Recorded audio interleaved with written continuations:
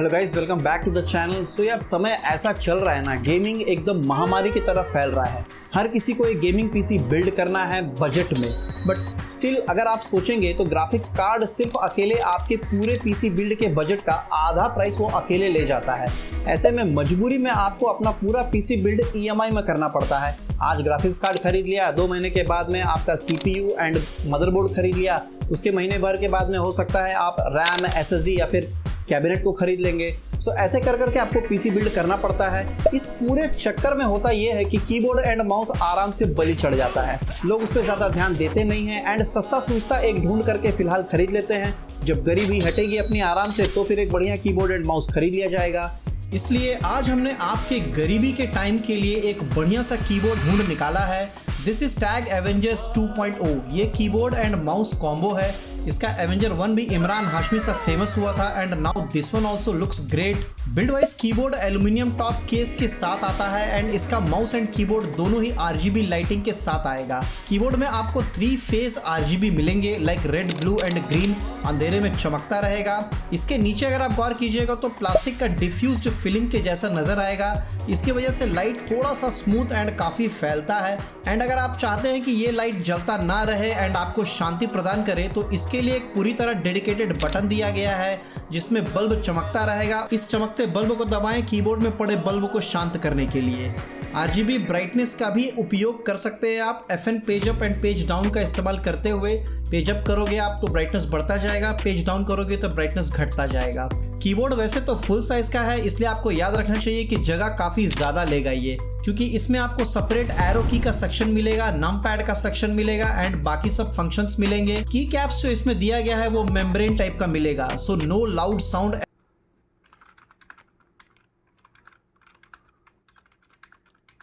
And इसके जो की कैप्स है वो बाहर नहीं निकलते हैं। उखाड़ने की कोशिश बिल्कुल भी मत कीजिएगा वरना डस्टबिन में फेंकने के सिवा और कोई चारा नहीं बचेगा। एक चीज इसमें ऑब्जर्व करने लायक ये है कि इसमें जो पड़ा की कैप्स है ये थोड़ा सा हवा में लटकता हुआ सा नजर आता है। मेरा मतलब है कि एक्चुअली की कैप एंड कीबोर्ड का बेस के बीच में थोड़ा गैप ज्यादा है। आपको कुछ कीज अंदर तक नजर आएंगे अगर आप साइड वाइज देखते हैं तो। इसको ही एक्चुअली में फ्लोटिंग बटन्स कहा जाता है। इसके नीचे आपको RGB इफेक्ट्स नजर आएगा एंड RGB साइड से देखने पर काफी बेहतरीन नजर आता है।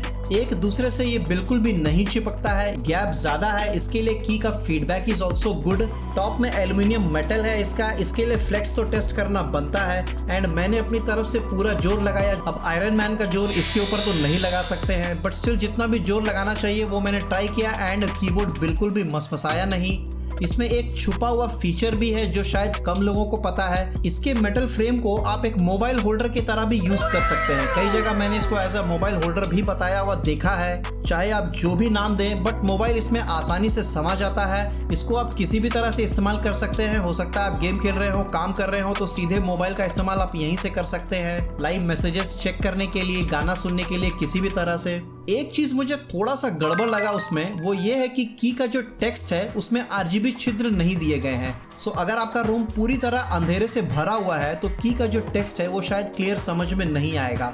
वैसे थोड़ा भी अगर लाइट रहा तो आपको ये क्लियरली नजर आएगा, इतना भी ज्यादा प्रॉब्लम नहीं होता है। एंड अगर आप प्रोफेशनल यूजर हैं जो कि होंगे ही शायद, या फिर कीबोर्ड का इस्तेमाल काफी दिन से कर रहे हैं तो आपको पता ही होगा कौन सा की कहाँ है। आजकल तो वैसे भी कीबोर्ड आते हैं जिसके ऊपर कुछ भी नहीं लिखा होता है। अब चलते हैं माउस की तरफ। तो माउस इसका थोड़ा हटके है, इसका साइज काफी बड़ा है कंपेयर टू अदर माउस। मेरे हिसाब से ये अप्रॉक्स 1.5 गुना है। रीजन इज इसमें आपके हाथ के सारे फिंगर्स माउस के ऊपर ही रहेंगे, फुल ग्रिप मिलेगा आपको। जनरली होता ये है कि यूजर का एक कानी उंगली थोड़ा साइड में लटकता रहता है। जनरली लोग इसको यूज करते हैं बैलेंस बनाए रखने के लिए, बट उससे थोड़ा पेन भी होता है कलाई में। बट इसमें पूरा हाथ आपका माउस के ऊपर रहेगा एंड वो पेन आपको बिल्कुल भी नहीं होगा एंड फुल ग्रिप भी मिलेगा आपको क्योंकि इसका साइज बड़ा है एंड बैलेंस भी आप आसानी से बना सकेंगे इसमें। इस मॉडल में नए यूजर्स को यूज करने में थोड़ा एडजस्ट करने में प्रॉब्लम हो सकता है, बट एक बार अगर हो गया तो यू विल एंजॉय इट। इसके बाद आप इसी तरह का माउस को ढूंढेंगे, पतला माउस आपको बिल्कुल पसंद नहीं आएगा। ये मेरा अपना ऑब्जर्वेशन रहा है क्योंकि इसका ग्रिप एंड बैलेंस काफी जबरदस्त है।